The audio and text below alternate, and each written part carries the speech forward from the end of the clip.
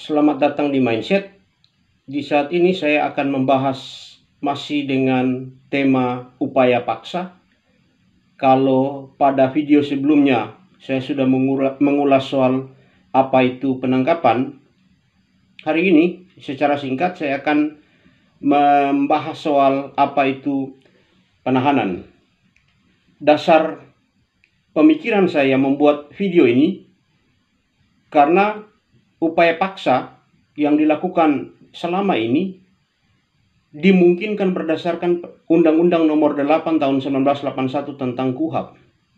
Hal ini kemudian tidak diimbangi dengan pengetahuan masyarakat soal apa itu upaya paksa dan hak-hak yang melekat di dalamnya.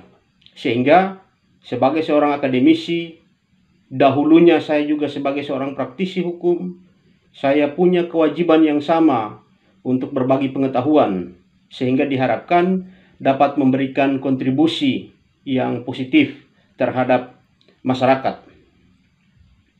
Sebelum lebih lanjut, mohon dukung channel ini dengan cara subscribe, like, share, berikan komentar yang konstruktif. Dan jika ada hal-hal yang ingin didiskusikan lebih lanjut, dapat mengirim kepada kami email, dan email kami sudah kami sertakan dalam deskripsi video ini.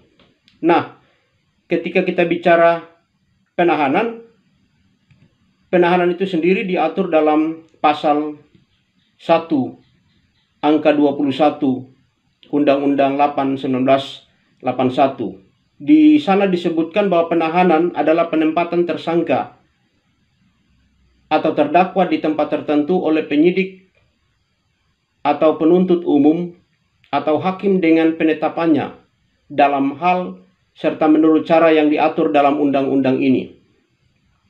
Lalu kemudian juga dapat kita lihat di dalam pasal 21 ayat 1. Perintah penahanan atau penahanan lanjutan dilakukan terhadap seorang tersangka atau terdakwa yang diduga keras melakukan tindak pidana berdasarkan bukti yang cukup dalam hal adanya keadaan yang menimbulkan kekhawatiran bahwa tersangka atau terdakwa akan melarikan diri, merusak atau menghilangkan barang bukti, dan atau mengulangi tindak pidana. Ada beberapa catatan yang ingin saya sampaikan saat ini. Pertama, dalam definisi yang sudah saya sebutkan berdasarkan pasal 1 angka 21, secara sederhana bahwa ada 3 lembaga yang diberikan kewenangan berdasarkan undang-undang memiliki hak melakukan penahanan. Kalau penangkapan kemarin berdasarkan Undang-Undang 8 1981 yang diberikan kewenangan hanya kepolisian, tetapi tidak terhadap penahanan. Lembaga pertama yang diberikan kewenangan untuk melakukan penahanan adalah kepolisian. Penyidik untuk kepentingan penyidikan dapat melakukan proses penahanan. Lalu lembaga kedua adalah lembaga kejaksaan. Penuntut umum untuk kepentingan penuntutan dapat melakukan proses penahanan. Lalu lembaga yang ketiga adalah lembaga peradilan, hakim, untuk kepentingan pemeriksaan di pengadilan dapat melakukan penahanan. Catatan kedua, kalau penangkapan jangka waktunya terbatas hanya sehari, hanya 1 kali 24 jam, tetapi tidak terhadap penahanan. Penahanan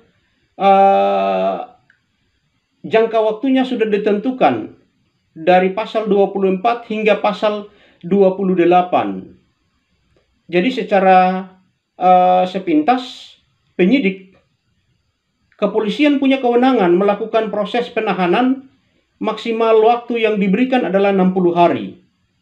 Pertama, dia diberikan kewenangan menahan 20 hari, lalu kemudian dilakukan proses perpanjangan. Untuk jangka waktu lembaga-lembaga lainnya dapat dilihat dalam slide yang sudah saya sertakan dalam video ini. Lalu, hal ketiga yang mau saya sampaikan adalah penahanan itu harus memenuhi 2 syarat pokok.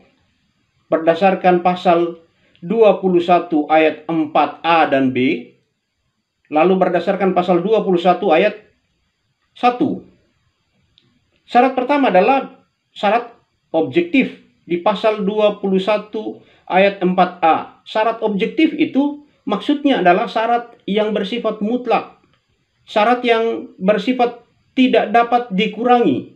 Undang-undang sudah menyatakan demikian, bahwa yang hanya bisa dilakukan penahanan adalah tindak pidana yang diancam dengan pidana 5 tahun atau lebih.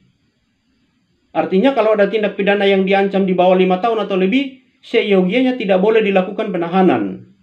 Sementara di pasal 21 ayat 4B, pengecualian dari pasal 21 ayat 4A. Kalau di 21 ayat 4A menyebutkan hanya tindak pidana yang ancaman hukumannya 5 tahun atau lebih yang bisa dilakukan penahanan, di pasal 21 ayat 4B memberikan kelonggaran terhadap beberapa pasal.